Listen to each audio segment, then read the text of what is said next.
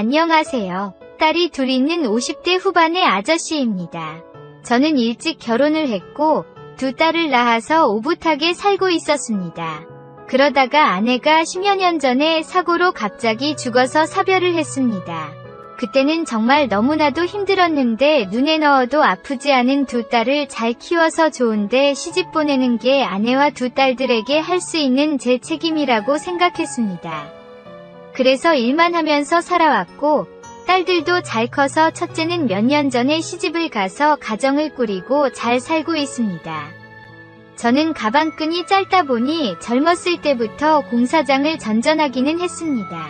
그러면서 포크레인을 면허증을 땄고 일이 있으면 장기간 집에 못 들어오면서 일을 하고는 했습니다. 그래서 돈은 좀 벌었기 때문에 지방이지만 좋고 큰 아파트에서 두 딸이랑 살았고 첫째는 엄마의 빈자리를 챙기면서 동생을 잘 보필했습니다. 첫째가 시집을 가고 둘째랑만 살고 있었는데 딸은 남자친구가 있기는 했지만 결혼은 아직 생각이 없는 듯 보였습니다. 그러다 1년 정도 전이었습니다.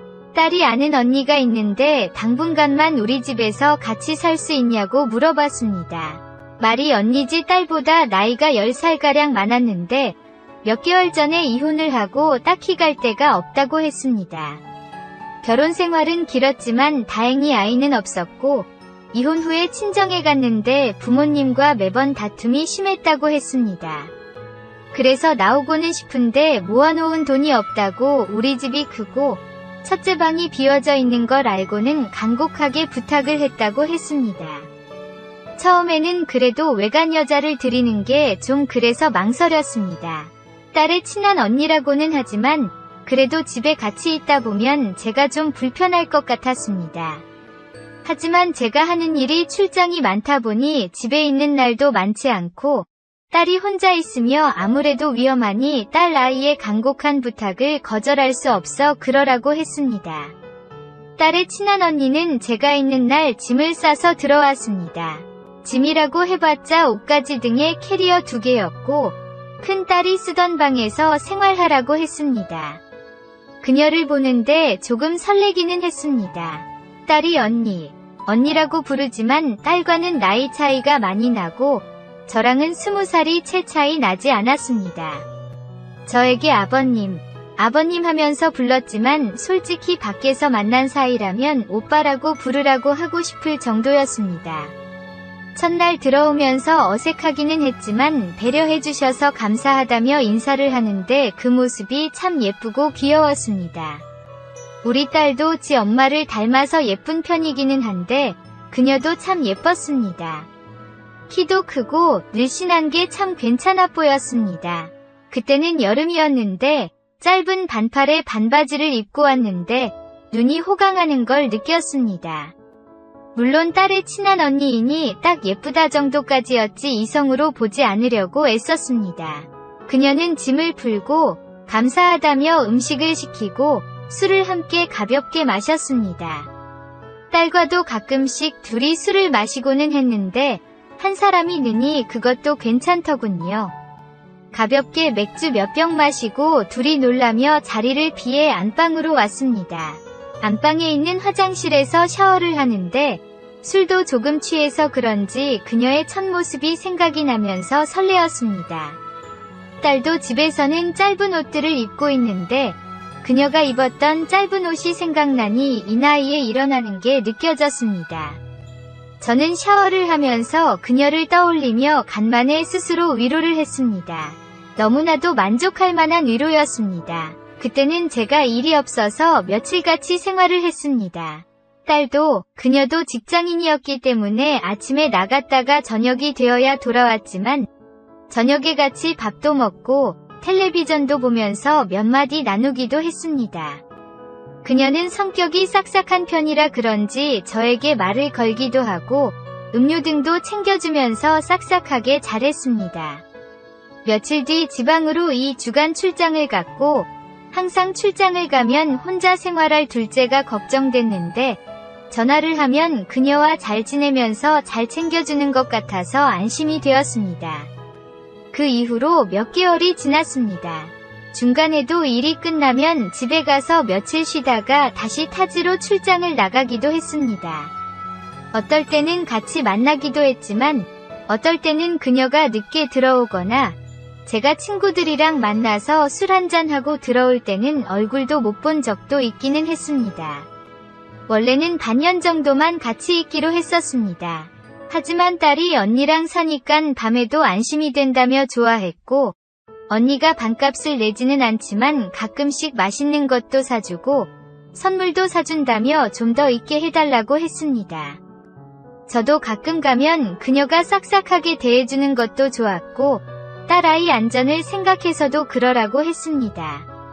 그렇게 몇 달 더 보내고 몇 개월 전이었습니다.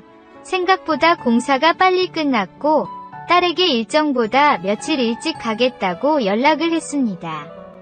딸은 간만에 언니네 가서 자고 오기로 했다며 저도 그쪽으로 오라고 했지만 몸이 좋지 않아서 집에서 쉬겠다고 했습니다.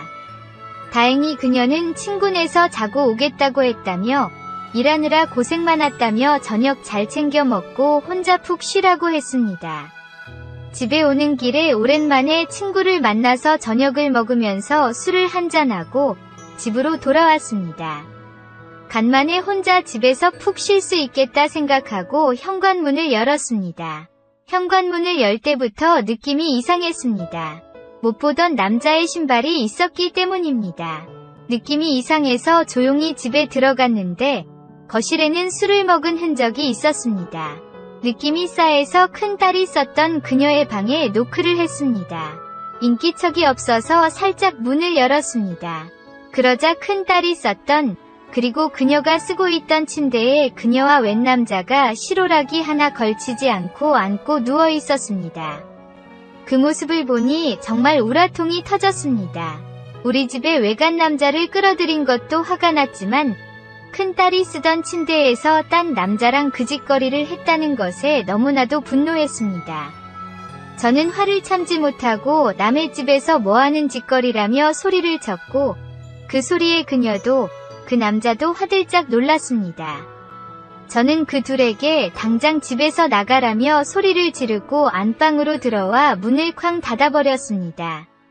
화가 안 풀려서 씩씩거리고 있었고 현관문이 열리면서 나가는 소리가 들렸습니다. 저는 화도 나고 술도 취해서 씻지도 못하고 침대에 누워 잠이 들었습니다. 다음날 늦잠을 자고 일어나서 거실로 나왔더니 술 먹은 흔적이 치워져 있는 게 보였습니다. 이윽고 큰딸 방에서 그녀가 나오더니 쭈뼛쭈뼛거리며 미안한 기색을 보였습니다. 저는 화를 참으며 둘째가 들어오기 전에 짐을 싸서 나가달라고 했습니다. 그녀는 제 앞에 무릎을 꿇고 싹싹 빌면서 자초지정을 얘기했습니다. 간만에 남사친을 만나서 술을 먹다가 혼자 집에 있기가 그래서 술 한 잔만 같이 마시고 보내려고 했는데 술김에 처음으로 그랬다고 합니다. 게다가 그 남자는 말 그대로 남자인 친구이고 이런 일을 한 게 자기도 후회되고 있다며 우리 집에서 그런 게 정말 죄송하다고 했습니다.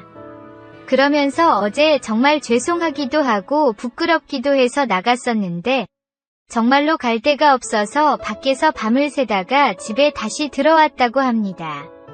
우리 집에 남자를 포함해 다른 사람을 데려온 적이 처음이었고 다시는 여자도 데려오지 않을 테니 한 번만 봐달라고 했습니다. 정말 울면서 죄송하다고 하는데 저도 마음이 약해졌습니다. 딸의 친한 언니이기도 하고 갈 데가 없다는데 내쫓는 것도 좀 그랬습니다. 그래서 다시는 남자를 끌어들이지 않겠다는 확답을 받고 없던 일로 해주기로 했습니다. 몇 시간 후 딸이 돌아왔고 저도 그녀도 없던 일처럼 행동을 했습니다. 그녀는 제가 용서해준 게 고마웠는지 그날부터는 그전보다 더 저에게 잘해줬습니다. 그녀가 우리 집에서 사는 것으로 용서를 하기는 했지만 제 머릿속에서 그날의 모습이 떠나지는 않았습니다. 그녀의 실오라기 하나 걸치지 않는 모습이 떠오를 때면 불끈불끈 일어나는 게 느껴졌습니다. 그럴 때마다 방문을 잠그고 혼자서 위로를 몇 번 했습니다. 그날 이후로 그녀랑 둘이 있게 되는 날에는 조금 어색하기는 했습니다. 하지만 그녀는 금방 잊었는지 아니면 오히려 더 오바를 하는지 저에게 더 싹싹하게 굴었고, 그런 모습을 볼 때면 그날의 그녀 모습이 더 떠올랐습니다. 그러던 어느 날이었습니다. 일을 며칠 쉬고 있을 때였고, 그날은 딸이 오랜만에 친구네 집에서 자고 오겠다며 외박을 한다고 했습니다. 딸도 저와 그녀가 나쁘지 않게 지내는 걸 보기도 했고, 설마 아빠가 그녀 사이에 어떤 일이 일어날 거라고는 전혀 생각하지 않은 것 같았습니다. 그때는 토요일이었고, 저는 낮에 잠깐 볼일을 보고 저녁에 집에 들어왔고, 그녀는 주말에 일정이 없다며 집에 있었습니다. 저녁 시간이 되어서 같이 저녁을 먹기 위해 집 앞 삼겹살 집에 갔습니다. 삼겹살을 먹으면서 소주를 한 잔 마셨고, 술이 한 잔 들어가니 좀 더 마시고 싶은 기분이 들었습니다. 그녀도 제 기분을 눈치챘는지 집에 가서 맥주 한 잔 더 하자며 편의점에서 맥주를 몇 캔 사서 집으로 왔습니다. 그녀가 워낙 싹싹한 편이라 간만에 둘이 마시는데도 분위기는 어색하지 않았습니다. 그렇게 술을 먹다 보니 둘 다 취했고, 여러 이야기를 하다가 그녀가 그날의 일을 꺼냈습니다. 그런 일이 있었는데도 같이 살게 해줘서 감사하다며, 그러면서 혹시 그날 어디까지 봤냐고 물었습니다. 저는 민망하기는 했지만 술도 취했겠다 제가 본 내용을 다 이야기를 했고, 그녀는 조금 부끄러운 듯 말이 없었습니다. 괜히 사실대로 말했나 하는 생각에 더 이상 마시면 괜히 실수를 할까봐 자리에서 일어나려고 했습니다. 그런데 갑자기 그녀가 쑥 하고 들어왔습니다. 제 다리에 손을 올려 만지면서 그날 자기를 보고 어땠냐며 좋지 않았냐고 물었습니다. 저는 당황을 했고 한동안 어쩔 줄 몰랐지만 솔직히 좋았다며 지금도 가끔 생각이 난다고 얘기했습니다. 그러자 그녀는 다시 한번 보여줄 수도 있다며 농담을 하다가 갑자기 저에게 입맞춤을 했습니다. 딸의 친한 언니이기도 하고 저랑 나이 차이도 있기 때문에 이런 상황은 전혀 예상을 못하고 있던 저로서는 당연히 당황할 수밖에 없었습니다. 하지만 저도 남자이기에 그렇게 들이대는 그녀를 결국 받아들였습니다. 아니, 제가 오히려 적극적으로 그녀에게 들이대기 시작했습니다. 우리는 자리를 제 방으로 옮겼고 저는 그녀를 안았습니다. 물론 가끔씩 술자리에서 만났던 제 또래의 아줌마들을 몇 번 아는 적은 있었지만 그렇게 나이 차이가 나는 여자를 아는 것은 일생 처음이었습니다. 역시 여자는 젊음이 무기였습니다. 탄력이 있고 탱탱한 게 너무나도 좋았습니다. 그녀는 결혼 경험도 있고 어리기는 하지만 나이가 좀 있어서 그런지 스킬이 좋았습니다.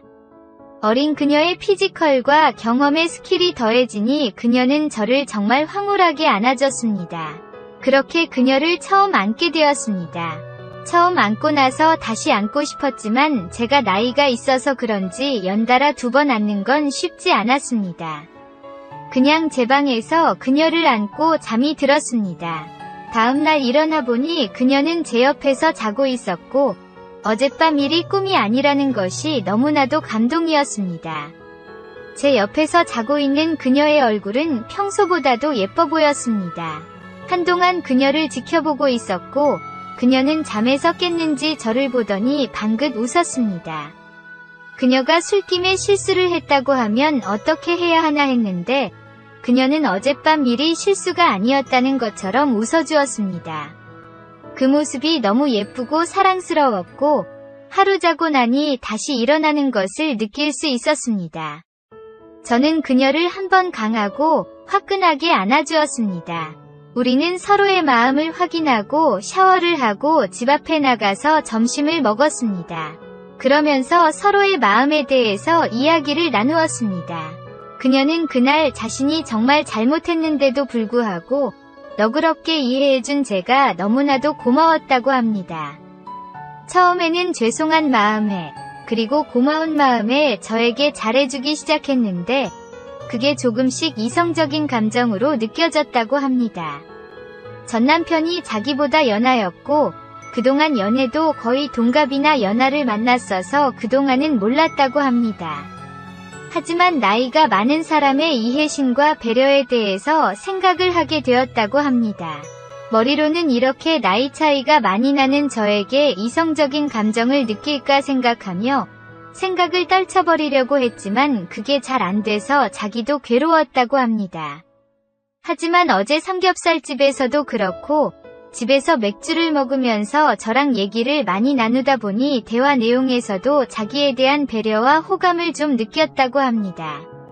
사실 어제는 안기려는 생각은 전혀 없었는데 술김에 안기기는 했다고 합니다. 하지만 막상 안기니 기분이 좋았고 제가 나이가 있어서 그런지 스킬이 좋아서 궁합도 좋았다고 합니다. 그 말을 하며 얼굴이 붉어지는 그녀를 보니 다시 한번 안고 싶다는 생각을 했습니다. 밥을 후딱 먹고 딸이 오기 전에 한 번 더 그녀를 안으려고 했습니다. 하지만 집에 와보니 딸이 돌아와 있었고 그녀를 안을 수 없었습니다. 그럴 줄 알았으며 숙소를 들렀다 올 걸 하는 생각이 들었습니다. 제가 그때 며칠간 일이 없었기 때문에 며칠간 그녀를 안았습니다. 물론 집에는 딸이 있었기 때문에 근처 숙소에서 그녀를 안았습니다. 그녀도 저에게 안기는 게 너무 좋다며 일을 하면서도 퇴근해서 저를 만나는 시간만 기다린다고 했습니다. 물론 딸이 눈치채지 못하게 그녀를 안고 나서 그녀 먼저 보내고 저는 몇 시간 밖을 돌아다니기도 하고 친구를 만나서 한잔하고 들어가기도 했습니다. 딸은 원래도 눈치가 없는 편이기도 했고 설마 그녀와 제가 이런 관계가 됐다고는 생각조차 못하는 것 같았습니다. 그렇게 그녀를 며칠간 연속으로 안고 일 때문에 어쩔 수 없이 출장을 가서 그녀를 못 보자 너무나도 애가 탔습니다. 그래도 특별한 사이가 되니 서로 카톡도 하고 전화도 가끔 하면서 서로의 마음을 확인을 했습니다. 출장이 끝나는 날만 기다리면서 살았습니다. 출장이 끝나고 들어가는 길에 숙소에서 그녀를 안고 들어가는 날도 있었고 딸에게는 출장이 길어졌다고 하고 제가 며칠 숙소를 잡고 살면서 그녀의 퇴근만 기다리는 경우도 있었습니다. 그녀는 저에게 안기는 걸 만족한다고 했지만 저는 혹시나 하는 마음에 병원에 가서 약을 처방받아서 복용하면서까지 그녀를 안고 있습니다. 역시 약이 좋기는 좋은 것 같습니다. 약을 복용하고 나서부터는 그녀가 더 좋아하는 게 정말 느껴질 정도입니다. 그렇게 만난 지 벌써 몇 개월째입니다. 하루는 딸이랑 둘이서 한잔하는데 딸이 물었습니다. 언니를 살게 해줘서 고마운데 조금 불편하지 않냐고 합니다. 딸이 눈치채지 못하게 살짝 불편하기는 하지만 둘 다 괜찮으면 언제까지든 살아도 된다고 했습니다. 딸은 자기 시집가기 전까지는 언니가 원하면 같이 살고 싶다고 했습니다.